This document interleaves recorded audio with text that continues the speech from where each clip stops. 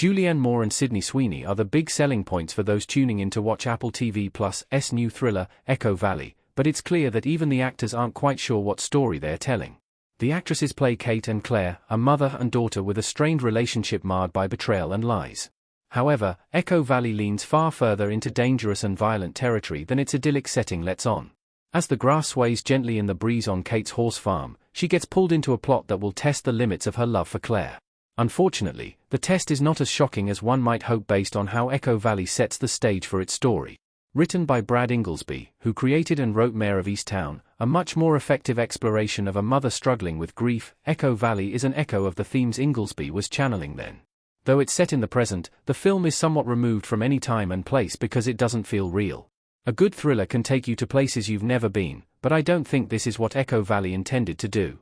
Echo Valley squanders its potential, losing the audience before the second act begins. The uneven pacing and underdeveloped characters make it hard to care about Echo Valley.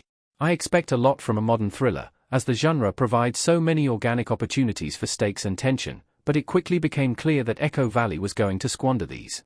Almost immediately, we get direct lines of exposition explaining the nuances of each relationship and everything that's happened up to this point.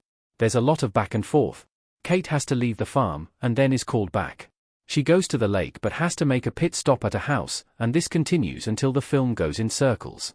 All this movement feels like a stalling tactic to try and hide the fact that not much happens in the story. The pace is all over the place, which only compounds the fact that the characters are forgettable. Moore and Sweeney have one decently intense scene together during the setup, but this isn't enough to carry the rest of the story.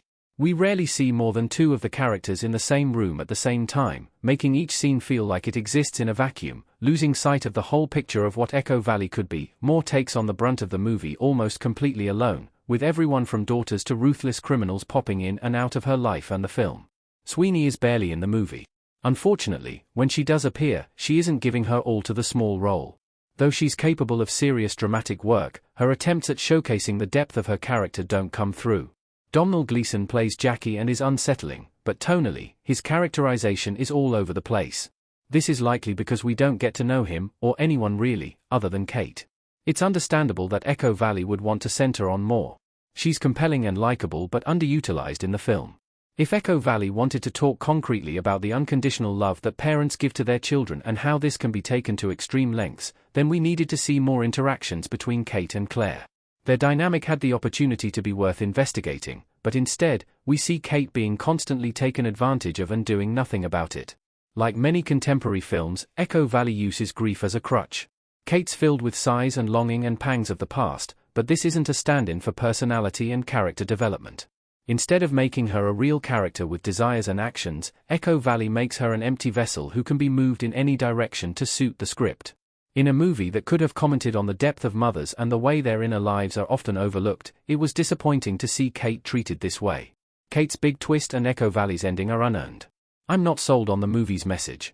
Echo Valley saves us from total boredom with the unearned third act twist, but it's unbelievable for the wrong reasons. There was enough foreshadowing and stolen glances that the narrative turn didn't come out of nowhere, but I didn't buy that Kate would have the wherewithal and confidence to pull it off. Her character is a pushover, and though she proves herself to have some ability to stand up for herself by the final moments of the story, Echo Valley doesn't earn this grand finale, and it leaves each character exactly as we found them. Kate didn't grow or change at all throughout the film, and she wasn't alone in that. Every character in Echo Valley is static. While the movie might be asking what it means to love someone after they've wronged us, the fact that we never get a cathartic moment between Kate and Claire means this message doesn't come into focus. Watching Echo Valley isn't long at a little over an hour and a half.